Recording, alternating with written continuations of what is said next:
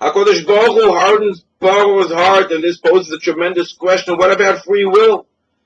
One is always supposed to have a 50% Yetzer HaTov and 50% Yetzer Hara. Good and evil inclination, always equal. Because if one is programmed to do good, he shouldn't be rewarded. If one is programmed to do bad, he shouldn't get punished. If you have a computer, and you tell the computer what to do, and it does. If you have a robot, and it does exactly what you instruct it to do, you don't reward the robot. You don't reward the computer. It is programmed to do what it is programmed to do. If Pharaoh's heart is hardened, so why should he be punished? And what about free will? What happened to the free will element? Everyone has to have free will. So the Rambam explains, Maimonides explains, there is a point of no return. When you cross a certain line, at that point, there is no more free will and you can actually lose it.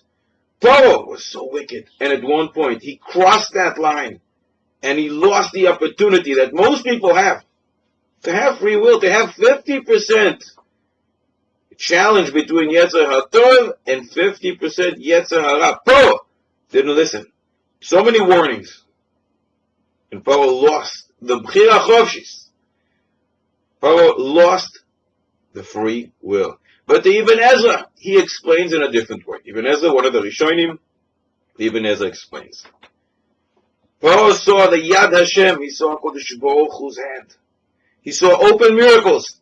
It's so easy to believe in everything. When you see a Kodesh Baruch Hu, you see a Kodesh Baruch Hu in front of you. Who wouldn't believe? In order to create that 50% challenge, Pharaoh's heart needed to be hardened to elevate the Yetzer Hara back to the 50% level. Similarly, we find in the Gemara in Chagiga, the Tana Eloiki, Elisha ben Avuya. We don't use his name anymore. We call him Acher because he went off the derech. Why did he go off the derech? He explained. Because he heard a bas call from Shamayim that said, everyone can do tshuva except you, Acher. You can't do tshuva. And he believed that bat call. Explained the Ibn Ezra, explains the Ben Ishchai as well. When a Tana like Elisha ben Avuya, who knows everything, you wake him up in the middle of the night, he says the whole Shulchan Aruch Be'al Peh backwards. He knows it all. For him to create a challenge, he has to hear a bas call from Shamayim saying, you can't do tshuva. Now there's a challenge. Who are you going to believe? A bas call from Shamayim, or everything you learned, which tells you everyone can do tshuva. Now his challenge is at 50%. Same thing happened to Pharaoh. Pharaoh saw open miracles. He as if is forced to believe. If he's forced to believe, that means there is no more Yetzer Hara. Therefore, Kodesh Baruch Hu had to harden his heart to bring up that Yetzer Hara again to the level of 50%. To have the free will. So by hardening his heart, the Kodesh Baruch Hu actually allowed him once again to have free will.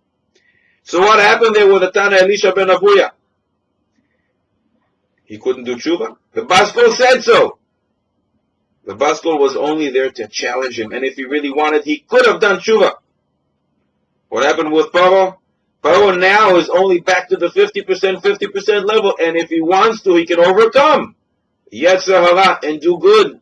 Release Klal Yisrael from Mitzrayim. But Pharaoh chooses to do bad, and for that he will be punished. Explain the Ben Ishchai. With that we can explain.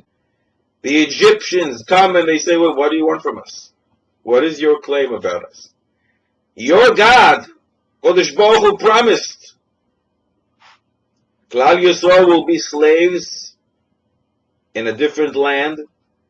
They will be there for hundreds of years. We're only doing what your God wanted us to do. But we answer back, it doesn't say that they will be enslaved in Egypt. Nobody asked you to be the person, those who enslave Klal Yisrael, and for that you will be punished. You have free will. Nobody asked you to become the people who murdered, butchered, and tortured Klal Yisrael for so many years. Yes, it does say that HaKadosh Baruch Hu will send Klal Yisrael away. They will be in a different land, a strange land for hundreds of years, but nobody said what land it's going to be. Nobody said what people will be those people. Who asked you to volunteer and become those people who enslaved Klal Yisrael, and for that you will be punished. Continues the Ben Ish Chai and explains beautifully what the Gemara says in Pesachim Pei Vav. Kol ma sheyomar lecha Baal Habayit aseh, chutz mitzeh. Everything the Baal Boss tells you when you're a guest, you're invited somewhere, whatever the host tells you, you have to do, except chutz mitzeh, except if he tells you to leave. Otherwise, you have to listen to whatever they tell you. Explains the Ben Ish Chai. Who's the Baal Boss? Who's the real Baal Boss? The real Baal Habayit is HaKadosh Baruch Hu. Anything HaKadosh Baruch Hu tells you, you do. Except if he tells you tzeh. If he tells you get out. Like that bat kol, heavenly voice that Elisha ben Avuya heard saying to him, get out. You're not invited anymore. You're not welcomed. Your tshuva won't be accepted. If HaKadosh Baruch Hu tells you that, if you hear a bat kol from Shemayim, you don't have to listen. Anything HaKadosh Baruch Hu tells you, you do. Except chutz mitzeh. If he tells you tzeh, get out of my world. You can't do tshuva. You won't be accepted. You don't have to listen to that. That's just to create a challenge, like Elisha ben Avuya had. And with that, we answer the Egyptians. With that, we answer Paroi.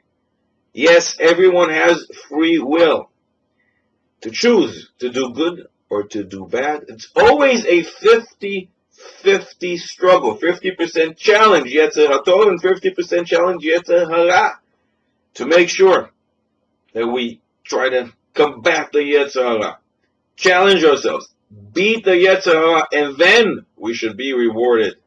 We don't reward robots, we don't reward computers, we only reward people who challenge themselves and beat the Yetzer Hara.